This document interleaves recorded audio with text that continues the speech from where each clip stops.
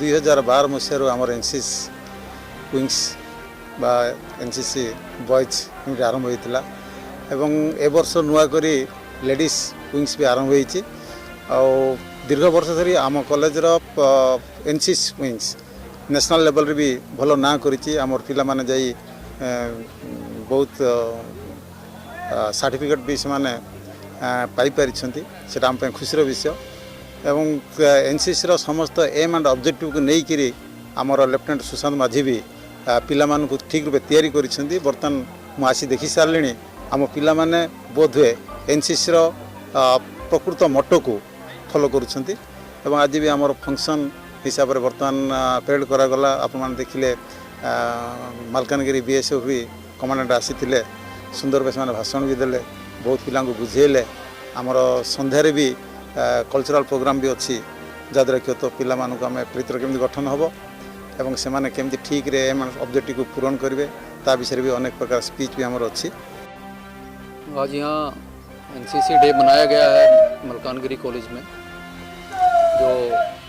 annual day है NCC का 1948 में शुरू हुआ था और आज मैं बीएसएफ की तरफ से प्रिंसिपल साहब को धन्यवाद देता हूं जिन्होंने मुझे इस प्रोग्राम में चीफ गेस्ट के तौर पे बुलाया और बच्चों का ये प्रोग्राम मैंने देखा उनका जो ड्रिल था बहुत ही अच्छे दर्जे का था और एनसीसी जैसा कि आपको पता है कि बच्चे जो हैं अगर बचपन से एक यंग एज में अपना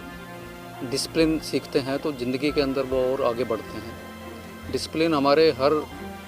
क्षेत्र में आपके रिक्वायरमेंट है